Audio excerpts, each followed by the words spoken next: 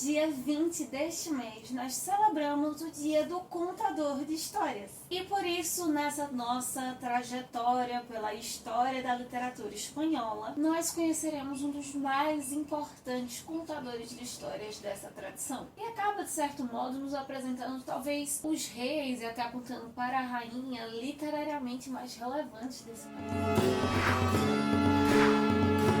O que temos para hoje, Sanchos e Dulcineias? Eu sou a Larissa Bertolino, você está no canal Uma Garota Quixotesca, onde nós tratamos de literatura, mais especificamente no quadro de resenhas, a primeira resenha do mês de março, onde nós estamos fazendo esse caminho histórico pela literatura espanhola. Nós já passamos pelo século X lá com as glossas, esse processo de transformação do latim em espanhol e da aprendizagem, desenvolvimento desse novo idioma. Já passamos no Mossárabe, essa mistura entre espanhol, hebraico, árabe, lá no século XII, com os cantares de Gesta, mais especificamente com El Cid, no século XIII, e estamos nos preparando para dar aos pouquinhos o nosso adeus à Idade Média nesse mês de março e nos preparar para o período mais relevante, que é o Siglo de Ouro, de onde vai vir o nosso querido Don Quixote. Dentro desse período de transição, mas ainda na Idade Média, hoje nós vamos falar sobre o humanismo. O humanismo é o que, na minha percepção, melhor define essa transição da Idade Média para o Renascimento, ou seja, do período medieval para a modernidade. E justamente por ser um período de transição, tem muitas mudanças, muitos conflitos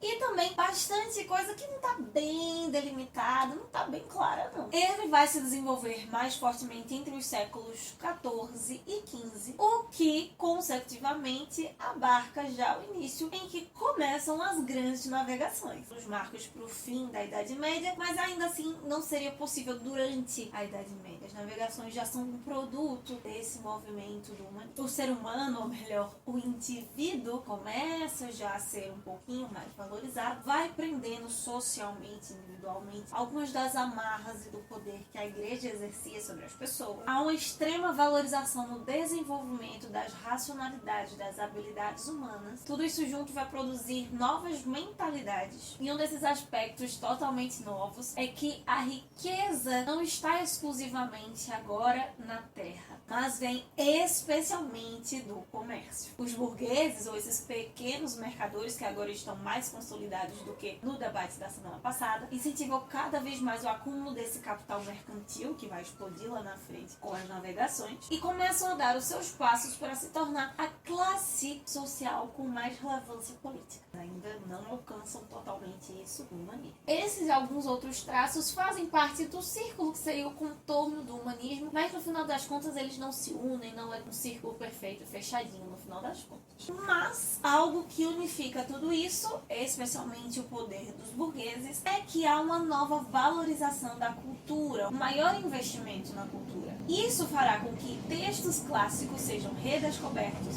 o indivíduo passe a ser, de algum modo, temática dessas obras, sejam elas teatro, poesia, prosa, música. Falando em poesia, o soneto passa a ser a forma fixa, mais especial de todas. Várias áreas das humanidades voltam a ser estudadas com maior afinco, com maior intensidade, seja ela a política, a retórica, a filosofia, a ética, entre várias outras. Como vai ocorrer posteriormente com vários outros movimentos, o humanismo começa lá na Itália, mas se expande por toda a Europa, especialmente nos países latinos. E nessa nova mentalidade, nessa nova forma de ver o mundo, talvez a maior contribuição da Espanha, e a mais importante de todas, seja justamente a publicação da primeira gramática de uma língua moderna por Nebrija em 1492. Eu mencionei o Nebrija no vídeo do Cid, mas uma coisa importante para a gente entender o humanismo e a relevância da obra de hoje mesmo, ela não tendo sido produzida por Nebrija, é que esse gramático além de catalogar e de mostrar no papelzinho o que é a língua espanhola, ele acabou criando um novo método de ensino junto com a sua gramática, e foi extremamente importante para a expansão e para contribuir no poder político da Espanha, né? Só que lembrando, não são todos que sabem ler e escrever na Espanha. O público-alvo dessas produções continua sendo a nobreza, e talvez esse livro de hoje seja o que deixe isso mais claro. Nós estamos na mesma época Príncipe do Maquiavel, mais importante livro de um gênero que seria conhecido como especulo príncipes, ou espelhos do príncipe, espelhos para o príncipe. Esses textos, na maioria das vezes de forma ensaística, com um pouco de ficção, que tratava de assuntos do cotidiano dos governantes e, através de alegorias e outras formas, os ensinava a governar. E o mais importante, especulo príncipes de toda a Espanha,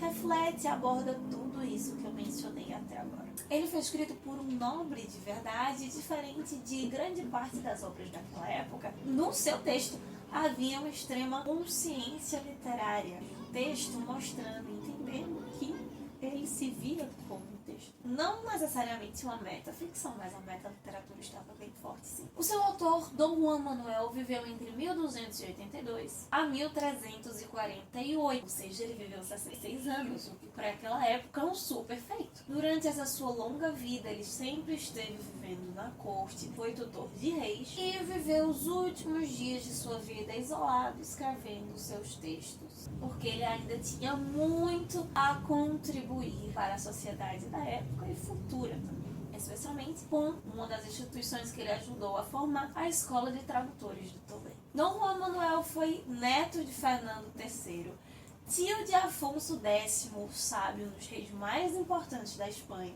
além de ter sido seu tutor pessoal. E foi avô dos reis Juan I de Castela e Fernando I de Portugal. Ele é um personagem histórico extremamente relevante, que enquanto indivíduo contribuiu sabiamente no reinado de vários homens na formação, no início dos reinos da Península Ibérica, e essa sua obra em especial, como um príncipe, como uma obra que auxilia os governantes, também auxiliou diversos outros reis que vieram depois, inclusive da sua própria morte, e de outros tipos de pessoas na Espanha que exerceram poder.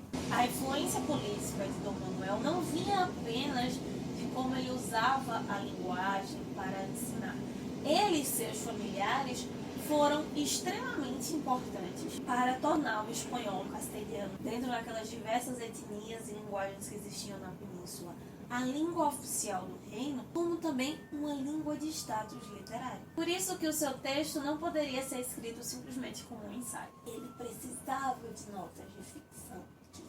Como conselheiro, ele escreveu várias obras, vários textos que ajudaram na formação, na organização dessa sociedade que caminhava para um pouco mais na frente e se transformar numa sociedade moderna. Essa sociedade estava em mudança, precisava de delimitações, de ajustes para ajudar no processo. Então, Dom Juan Manuel acabou escrevendo o livro do Conde, o livro do Cavaleiro e do Escudeiro, o livro do Infante, e de vários tipos sociais, como se fossem tratados explicando quais seriam as suas funções, como eles deveriam se portar na sociedade. Na década de 1330, ele escreve, então, a sua obra mais relevante de todas, porque, de certo modo, ela é escrita para a pessoa mais importante dessa estrutura social, o rei. El Conde Lucanor, ou Libro de los Ejemplos de Conde Lucanor y Patronio, é o mais importante especulo príncipes da língua espanhola, onde Dom Juan Manuel se transforma ali em o Conde Lucanor, um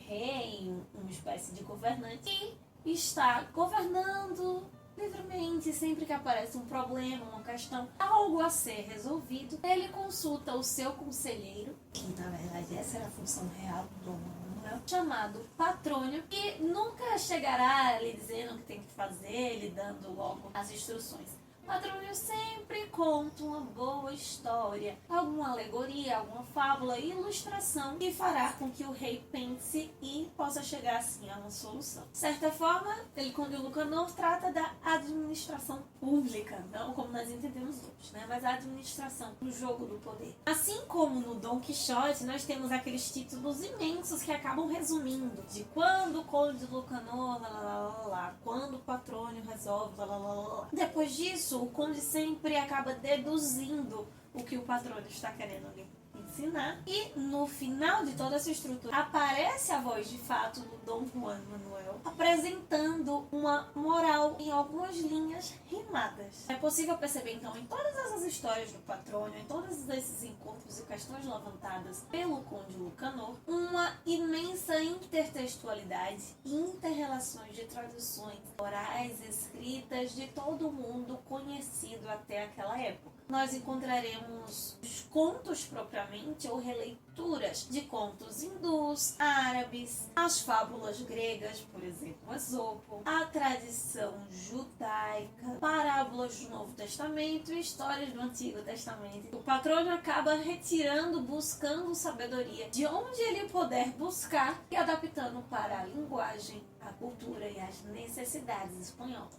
Dentro dessas mudanças, dessa mímese, desse tempo de alteração, os problemas de todos os tipos sociais acabam passando pela mente do Conde Lucanor e pelas histórias do Patrônio. Sejam eles de ordem espiritual, social, política e até mesmo comportamental. Afinal, o humanismo, tudo que possa de algum modo envolver o indivíduo, a coletividade, o ser humano, estará sendo abordado aqui. E isso acaba intensificando quando nós percebemos essa consciência do autor em nos apresentar que o texto tem noção de que é um texto e no uso de novas expressões, novas palavras para designar essas novas coisas vistas no mundo que não existiam até então, por isso não eram nomeadas. O anteprólogo do texto deixa isso bem evidente. Nós entendemos que o Dom Juan Manuel está escrevendo do monastério e ele entende a sua consciência literária, mas a sua relevância também política. Nesse primeiro momento nós temos a voz do Dom Juan Manuel mesmo, pessoa, indivíduo. Já no prólogo ele vai nos explicar a alma do livro. Ele acaba se revelando um grande devoto de um desses nomes da antiguidade resgatado pelo humanismo, que é Horácio,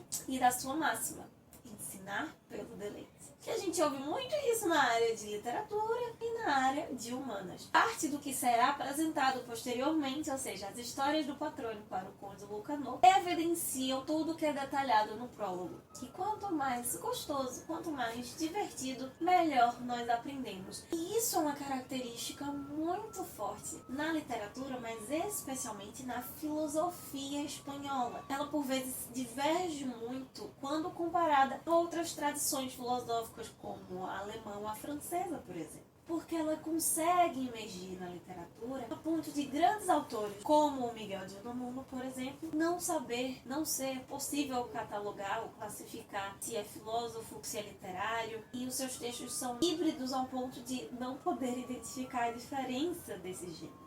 Como é o caso do próprio Quixote, há muita filosofia dentro do maior exemplo de ficção da literatura espanhola. E pensando nisso, me conta aqui embaixo, não necessariamente da tradição hispânica, mas algum livro com o qual você aprendeu muito de filosofia, o que fez te pensar bastante, para além de histórias, personagens e enredo. Na parte final do texto do Dom Juan, nós temos 5 partes, e na verdade são 5 livros nos quais a obra se divide. O primeiro é o mais conhecido de todos, El Libro de los Ejemplos, onde há a maior interação entre o Petrônio e o Dom Juan Manuel. Nós vamos encontrar várias histórias, como por exemplo as andorinhas, e preocupadas com o homem plantando um tipo de linho que poderia transformar-se posteriormente em armadilhas, chamam os outros passarinhos, as outras aves, para comerem as sementes enquanto ainda estão no solo e assim esses arbustos não crescerem e eles não serem caçados posteriormente, mas todos os outros pássaros acabam ignorando as andorinhas. O Petrônio acaba usando essa história como figuração para ensinar o Dom Juan quando ele estava preocupado com alguns nobres da sua corte que estavam indo contra ele. Entre várias outras histórias e fábulas maravilhosas que nós encontraremos nessa primeira sessão. Os 3 livros seguintes são todos livros de provérbios. Existe essa imagem figurada, mas há bem menos histórias e eles são bem mais diretos. E por fim, o livro de las razones para salvar. Aqui, Dom Juan Manuel explica bastante sobre como, no final das contas, o dever de todo homem, ou o objetivo do homem ser criado, seja ele plebeu ou rei, é servir a Deus. Isso, além de ser uma condição humana, quando posto em prática, é o que dá mais dignidade para cada indivíduo, independentemente da classe social ao qual ele pertence. Esse texto é paradigmático por ser o início, o marco de tantos outros que vão seguir esse formato e por ser também um grande indicador desse tipo de filosofia que nasceria e que ganharia grandes proporções na Espanha, tanto sobre um olhar para a comunidade quanto para o indivíduo, que fala, sim, tem uma pegada religiosa, fala sobre salvar a alma, mas especialmente de como cada homem pode ser feliz e se sentir realizado, claro, dentro dos padrões e seguindo as regras da sociedade. Conde Lucanor, sem sombra de dúvidas, reflete sua época. Isso é um fato. De certa forma, acaba sendo um texto essencial para a nossa época. Porque além de ser um texto saboroso, intrigante, provocador, ele nos convida a estarmos sensíveis, a perceber as mudanças e as alterações do nosso tempo. Tanto as grandes, quanto as significativas e quase imperceptíveis. Seja ela a nossa sociedade física, quanto, especialmente nesses dias de hoje, a nossa sociedade virtual.